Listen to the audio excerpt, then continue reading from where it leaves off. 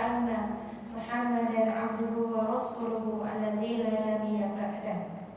Allahumma anfa'na bima 'allamtana wa 'allimna ma yanfa'una wa zidni 'ilman. Rabbi zidni 'ilman warzuqni fahman wa 'amalan mutaqabbalan. Bapak Ibu semuanya, bagaimana kabarnya Dama? Alhamdulillah. Setelah libur 2 hari ya, terlihat banyak orang di sini, alhamdulillah terjebak dalam rasa kenyamanannya. Nice. Kemana ini teman-temannya Bapak Ibu? Oh, libur panjang ya. Jumat, Sabtu, Minggu, Senin. Saya lihat banyak orang-orang Majalaya terjebak di Pangandaran ya. Karena libur panjang ini. Tapi alhamdulillah teteh. Ya, betul. Cuti bersama. Apa itu cuti ya? Apa itu libur? Buat kita libur. Tapi buat orang lain yang dengan sangat padat kesibukannya, libur adalah suatu angin segar mungkin. Kita lanjutkan Kata Ibu. Tapi sebelumnya kita akan membahas iman kepada kitab-kitab. Kita masih membahas tentang keimanan, tentang iman, tentang rasa iman. Iman itu kalau secara bahasa artinya percaya. Secara definisi ialah yakin terhadap apa yang sudah ditentukan oleh Allah, semua perintah-perintahnya, semua syariat-syariatnya, semua hukum-hukumnya, dan semua yang turun dari Allah. Namun kata Ibu semuanya, dari semua materi keimanan kita, ciri dari kita itu benar atau tidak imannya ya, yaitu adalah bertambah atau tidaknya ketakutan kita kepada Allah. Segitu. Kita bisa saja mempelajari apa itu rasa iman. Kita bisa membaca iman itu apa.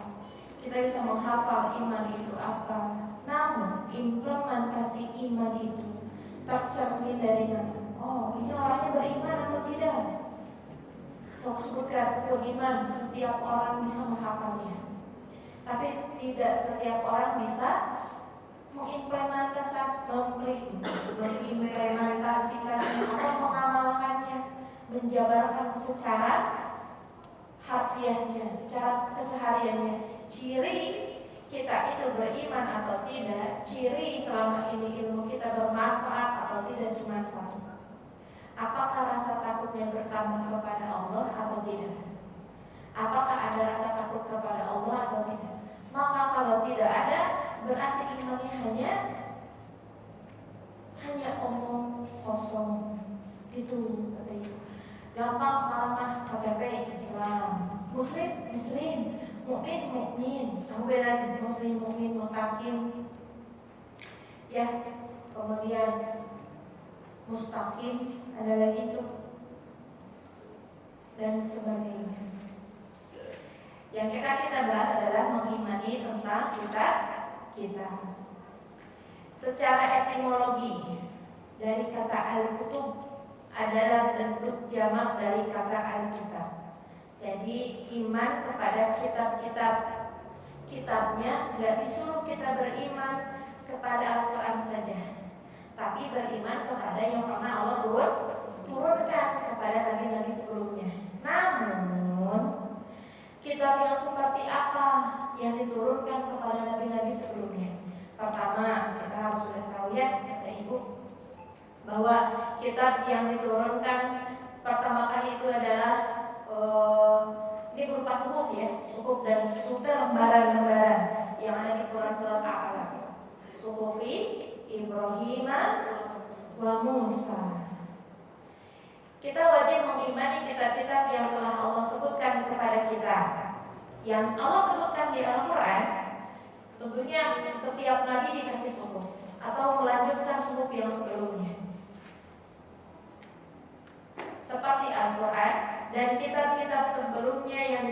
disebutkan di dalam nas Al-Quran. Yang pertama, suhuf Ibrahim dan Musa. Ada di Quran surat An-Najm ayat 36 sampai 37, Al-A'la ayat 18 sampai 19. Inna hadza lafis suhufil ula, suhuf Ibrahim wa Musa. Seperti yang kita tahu, Nabi Musa ini pernah diutus oleh Allah 40 hari untuk menerima suhuf ini. Turunlah 10 perintah Allah yang akan disampaikan kepada Bani Israil. Namun ketika Nabi Musa datang kembali kepada Bani Israil, mereka sudah kedapati menyembah kembali patung sapi. Itu kan ketika Nabi Musa menerima wahyu di Gunung Sinai waktu itu. Nah, itu suhuf ya. Lanjut, kemudian Taurat.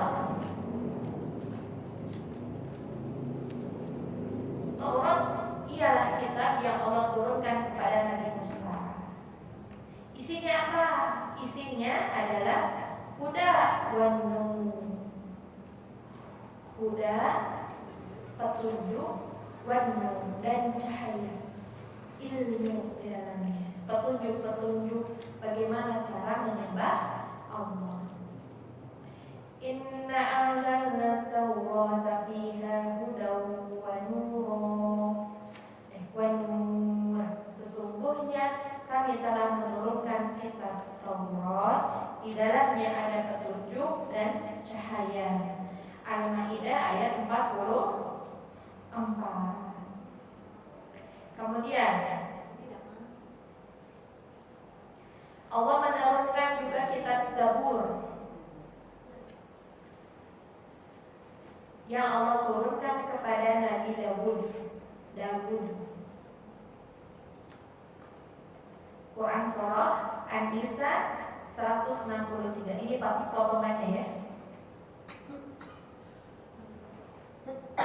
Wa ataina Dawud zabura, dan kami berikan Zabur kepada Daud. An-Nisa ayat 163. Kalau tadi kita tahu ada di Quran surat apa? Al-Maidah ayat 40. Kalau suhuf Ibrahim dan Musa ada di Al-A'la ayat 18 dan 19.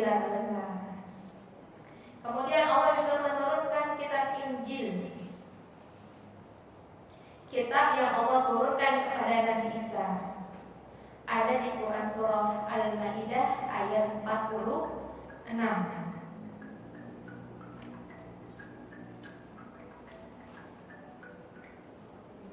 Dan kami iringkan jejak mereka nabi-nabi Bani Israil dengan Isa putra Maryam, membenarkan kitab yang sebelumnya, yaitu Taurat. Dan kami telah memberikan kepadanya kitab Injil. Apa isinya kitab Injil? Sedang di dalamnya ada petunjuk dan cahaya. Sama tuh. Dan membenarkan kitab yang sebelumnya, yaitu kitab Taurat, dan menjadikan petunjuk serta pengajaran untuk orang-orang yang bertakwa.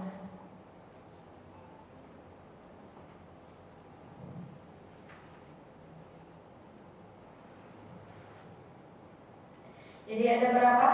Suhuf Ibrahim dan Musa, kitab Taurat, kitab Zabur, kitab Injil. Apa agama Nabi Ibrahim?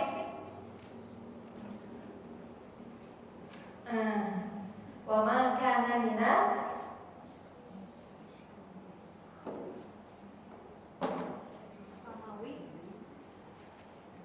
agama Nabi Ibrahim yang sering kita baca di PAI itu agama apa? Hanif. Sama teteh Muslim, semuanya Islam. Agama yang berserah diri. Semuanya agama Muslim. Kemudian Al-Quran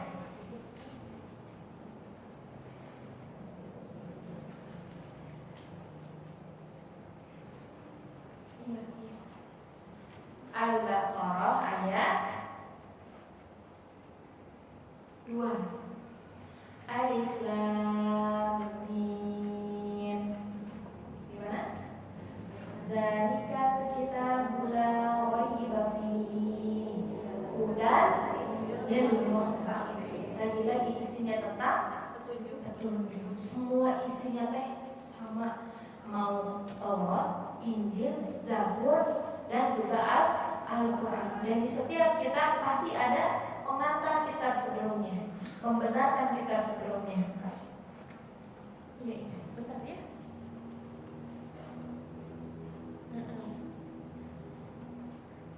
Jadi lagi membenarkan kitab-kitab sebelumnya dan mengabarkan ada kitab yang selanjutnya.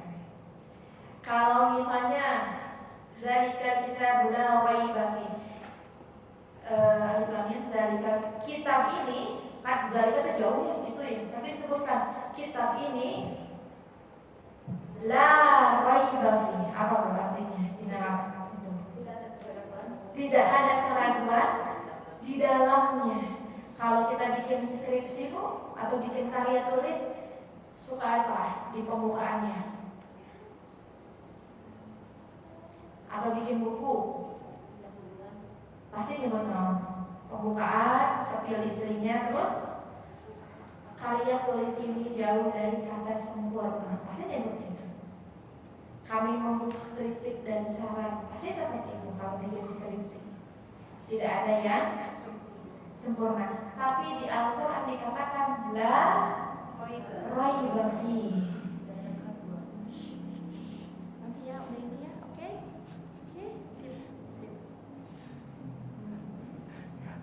Tidak ada kata keraguan di dalamnya. Nggak usah kamera ya.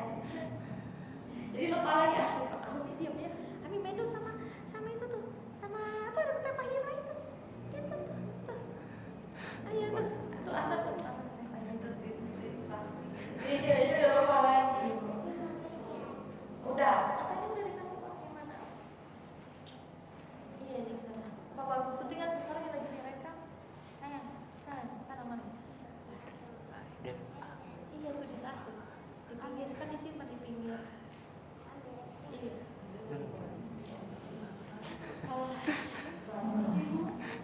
La raiba fiha hudan lil muttaqin. Hanya Al-Quran yang mengklaim bahwa kitab ini tidak ada keraguan di dalamnya.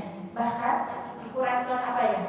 Mengatakan Al-Quran, Allah malah menantang siapapun yang bisa membuat kitab yang serupa, kumpulkan, bikin yang serupa seperti Al-Quran.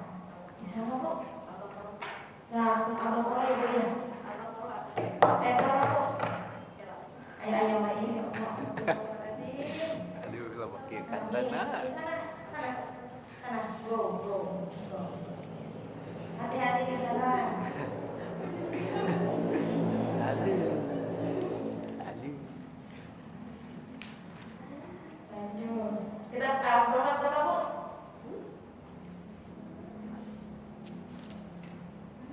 Malah disuruh bikin kitab yang serupa seperti itu. Bisa Ibu memenuhinya? Wah, susahnya. Kita disuruh nyen caption oke. Akhirnya alhamdulillah. Itu disuruh bikin caption aja kata-kata mutiara captionnya luar biasa. Apalagi dibuat seperti Al-Quran yang nasnya tuh qul huwallahu ahad. Allahu somad. Dal betul banget. Kayak puisi gitu. Nas. Lak. Coba kita ya disuruh puisi AI juga ujungnya geningan. Tidak punya artinya, tapi di Al-Quran langsung ada maknanya. Ini luar biasa. Namun kitab Taurat dan Injil yang ada di tangan para ahli kitab hari ini, kita tidak dibenarkan untuk mengimaninya. Maksudnya gimana?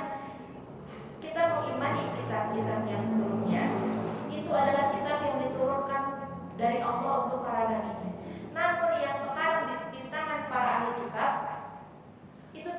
dinisbatkan Nabi sebagai kitab yang murni, yang turun ke nabinya langsung. Kenapa? Karena sudah terjadi penyelewengan.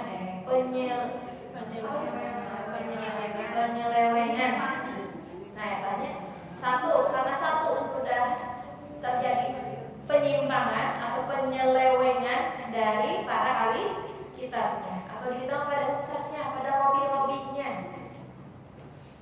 Ustadz di kita ya, di Islam. Kalau di sana pendeta-pendetanya disebut apa?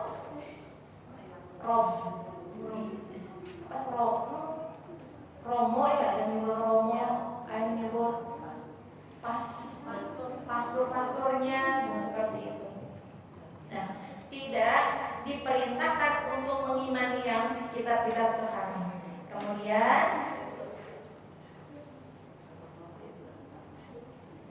berdasarkan Quran surat Al-Baqarah ayat 75, apakah kamu masih mengharapkan mereka akan percaya kepadamu, padahal segolongan dari mereka mendengar firman Allah lalu mereka mengubahnya? Satu, karena Al-Quran sudah mengatakan bahwa tadi la raiba fiha, kitab yang tidak ada keraguan. Kata Al-Quran, mereka sudah mengubahnya. Kita harus iman atau harus ragu? Iman kepada apa yang diberitakan oleh Al-Quran. Kata Al-Quran tadi disebutkan mereka akan percaya kepadamu, padahal segolongan dari mereka mendengar firman Allah, yaitu yang diturunkan kepada mereka, ya, kepada nabi-nabi mereka, Injil, Taurat, lalu mereka mengubahnya setelah mereka memahaminya, sedang mereka mengetahui. Al-Baqarah ayat 75. Siapa yang mengabarkan bahwa kitab Injil, Taurat, Zabur yang dulu sudah diubahnya? Siapa yang mengabarkannya? Siapa yang mengabarkannya? Allah lewat Al-Quran. Jadi apa yang sudah ada sekarang di Bible, karena kan juga Bible, Injil. Di Bible ini, jangan dipercaya kan? Karena belum tentu itu murni. Itu pasti sudah diubah. Gimana tuh dengan Al-Quran? Itulah fungsi kita sebagai penghafal Al-Quran, sebagai penjaga Al-Quran.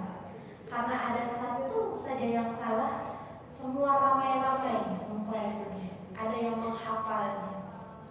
Jangankan semua teks salah A, I, U, salah panjang pendeknya kita apa? Kurang panjang, panjang deh.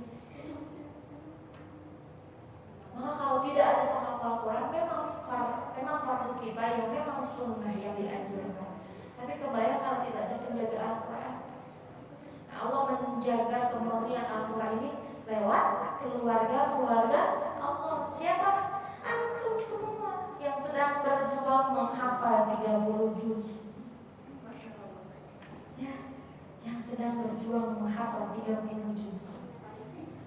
Karena kelak di akhir zaman Al-Quran itu akan hilang. Benar-benar teksnya katanya akan hilang.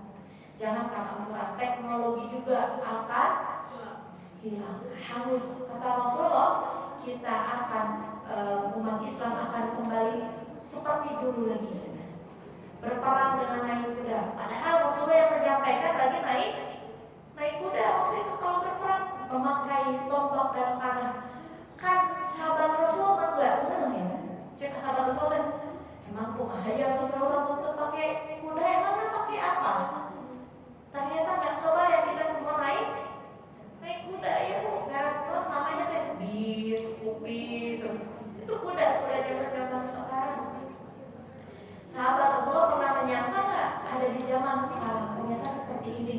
Pada bahasanya kalau ada time traveler gitu ya, penjelajah waktu. Terus para sahabat Nabi datang di zaman sekarang. Bahasanya waktu hasil bahasa. Ya Allah, haram. Umar bin Khattab kebayang kata ibu. Haram. Di pasar banyak yang haramnya. Di rumah saja juga banyak yang haramnya. Padahal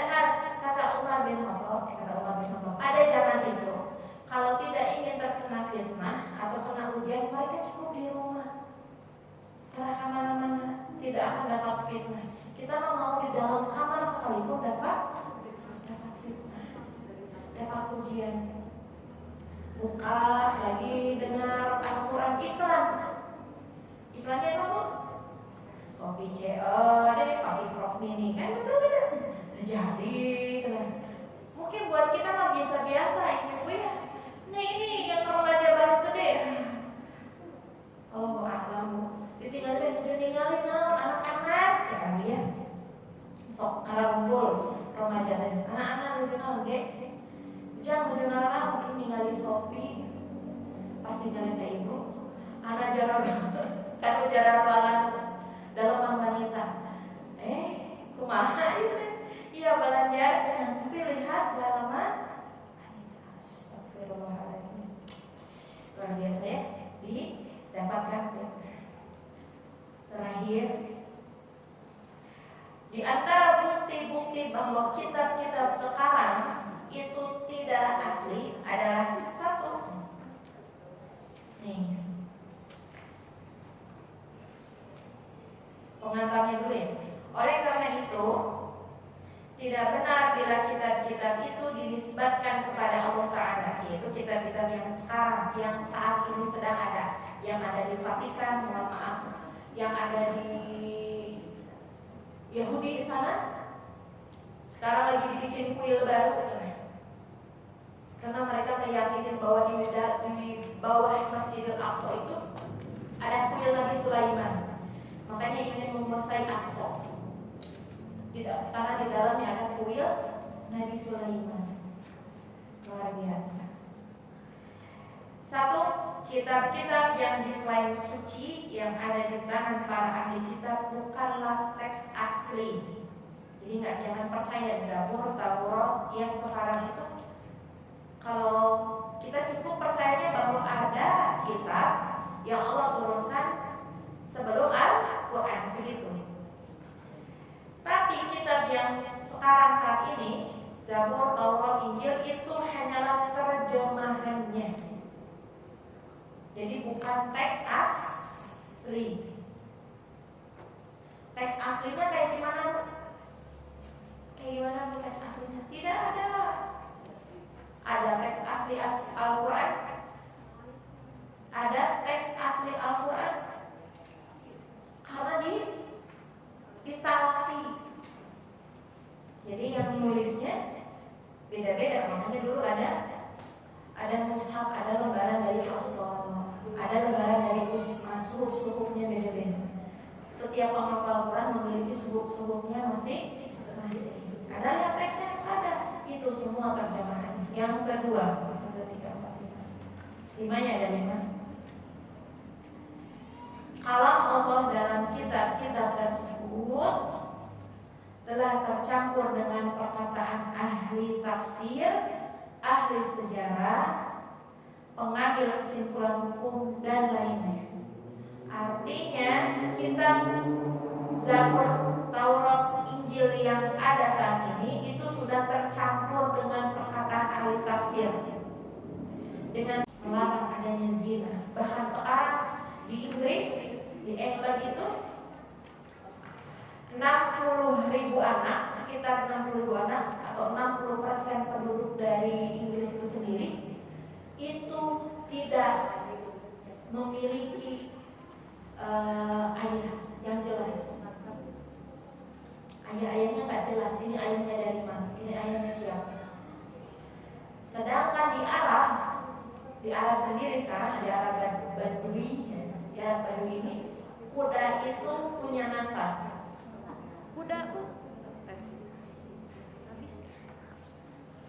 Kuda ada nasabnya. Ini tahu mau kita beli kuda ini silsilahnya. Tapi manusia di Inggris sekarang tidak jelas siapa ayahnya, siapa ibunya, dan sebagainya. Kenapa tete ibu harus dinasabkan? Karena nasab itu bersandarnya kepada ayah. Kalau misalnya tidak punya ayah atau di luar nikah, mohon maaf, berarti tidak dinasabkan kepada ayah biologisnya, tapi kepada ibunya. Nasabnya terputus. ketahuan bahwa Rasulullah ini adalah seorang bangsawan itu dari nasabnya. Maka kita sampai saat ini kita ada riwayat, bukan hanya riwayatnya, di buku-buku sejarah, di buku-buku sirah itu bisa dipelajari nasabnya Rasul sampai ke Nabi Ismail, sampai ke keturunan yang ke-10. Sekarang kita bisa butuh. Saya juga itu generasi ketiga, udah lupa lagi nama aki. Atau kamu tidak dibiasakan dinasabkan. Yang kedua, tradisi itu hilang. Yang ketiga ini yang merusak. Karena banyaknya anak-anak di luar pernikahan tadi, anak-anak zina tadi. Ibu itu membawa genetik untuk anaknya. Maka kadang-kadang satu ayah beda ibunya. Kayak seperti Nabi Yakub. Nabi Yakub punya 2 istri. Satu istrinya namanya Rachel, satu istri namanya Leah kalau tidak salah. Rachel itu punya 2 anak, Yusuf dan Benyamin. Sedangkan Leah punya 10 anak. 10 anak ini yang membuang Nabi Yusuf. Berarti satu ayah punya 2 istri, tergantung karakter dari istri tersebut. Anak si perempuan ini mah luar biasa, iri, dengki, hasad, tapi dapatnya yang dari istri satunya lagi Nabi Yusuf. Jadi ibu-ibu ini jangan disepelekan. Ibu-ibu ini membawa genetik, kalau disebut bahasa sekarang mah mitokondria, membawa sifat genetik. Kalaulah genetik apa sih disebutnya teh, pembawa sifat gula, glukosa aja bisa dibawa, apalagi sih sifat. Kenapa bisa diabetes? Punya keturunan, sudah ada genetiknya, riwayat kankernya karena orang tuanya ada. Kalau biologis seperti itu saja bisa, apalagi sifatnya itu. Nah kita itu tuh perempuan itu luar biasa, bukan cuma membawa anak saja dari dunia, tapi membawa sifat-sifatnya. Maka kecerdasan itu kan dari ibu, sedangkan fisik dari ayah. Lanjut, 2 lagi ya. Teksnya memiliki banyak versi. Jadi kenapa kitab-kitab yang sekarang tidak bisa dipercaya? Karena teksnya itu punya banyak versinya dan saling berbeda di setiap kitab dengan kitab satu dengan kitab lainnya. Kayak Barnabas itu beda dengan Perjanjian Baru. Gimana cara mereka bertaubat itu tahu? Datang ke gerejanya, kemudian dikasih lembaran, mengakui dosa-dosanya di depan pastornya, bayar, sudah terhapus dosa lagi. Gampang sekali ya. Sudah mengakui semua perbuatan dosanya. Mudah sekali. Wah, kita mau maratonnya, tapi tidak semudah itu. Nah, itu karena Perjanjian Baru tadi, Injil dari Perjanjian Baru tadi. Yang terakhir, di kitab-kitab selain pada Al-Quran, kitab-kitab mereka saat ini, beberapa akidah sesat yang menggambarkan fisik Sang Pencipta. Jadi di kitab yang sekarang ini digambarkan fisik Sang Pencipta, memberikan sifat yang tidak sempurna, juga menyifati para rasul dengan ciri-ciri yang mereka sendiri berlepas diri darinya. Makanya tentang pisan Nabi Isa digambarkannya seperti apa? Nah, rambutnya pirang segini, hidungnya mancung, tapi di tiap gambar beda-beda. Betul tidak? Di tiap gambar beda-beda. Pengalaman sudah dijadikan AI dan kartunnya beda-beda. Bagaimana itu? Sekarang kita bisa menggambarkan kakek kita di 3 generasi ke belakang, bisa nggak? Secara spesifik Belum ada foto zaman dulu, belum ada kamera zaman dulu. Terus kita bisa menggambarkan sifat. Berarti di setiap otak kita beda-beda, betul? Nah, itu penghinaan berarti. Bisa jadi mancung itu sebuah senti, kan setiap orang beda-beda versi mancungnya. Menurut kita kan mancung sakit. Ibu kemarin tahu kan yang dibawa oleh Teh Balkis kemarin, yang orang Prancis itu mancungnya sebuah senti. Perasaan udah mancung di sini tuh mesti lagi luar biasa sempurnanya kali begini ciptaanmu. Luar biasa, itu baru harus segitu. Jadi itu penghinaan, menggambarkan fisik Rasul dan fisik Allah secara tertulis itu adalah disebut penghinaan atau menyifati para Rasul dengan ciri-ciri yang mereka berlepas diri darinya. Itu adalah sebuah penyelewengan. Itulah 5 tadi kenapa kitab-kitab sebelumnya itu cukup diimani, tapi tidak untuk kitab yang ada sekarang. Diimaninya bahwa kitab-kitab tersebut ini turun langsung dari Allah kepada nabinya, tapi tidak untuk kitab yang sedang ada sekarang. Itu Panu Fatra di antaranya 5 ini. Terakhir bukan dihafalkan ya, dipahamkan per poinnya supaya nanti tidak terjadi banyak misionaris datang. Jadi akidah itu sangat penting. Sekarang kan banyak misionaris dai yang ke pelosok-pelosok menyebarkan agama sama. Karena di Al-Quran sendiri dikatakan bahwa mereka Yahudi dan Nasrani itu tidak akan pernah ridho sampai kalian masuk ke agama mereka. Jadi di kita itu ada toleransi, di Islam itu ada toleransi, ya, tidak ada paksaan dalam beragama. Namun kata Allah sendiri, mereka itu toleransinya fake berarti, palsu berarti. Karena apa tadi? Karena kata Al-Quran sendiri bahwa mereka tidak akan pernah ridho sampai kita itu masuk ke dalam agama mereka. Ingat, la raiba fihi. Kata siapa ini? Kata Al-Quran, yang tidak ada keraguan di dalamnya. Hadza huwa bisawab. Ada sedikit riskan ya, karena memang membahas akidah lagi nih kata ibu. Harus lugas. Nah, kalau pernah iman ditangkap kita. Makanya ini yang sebenarnya disebutkan gitu ya. Ini diatur di antara kita semua.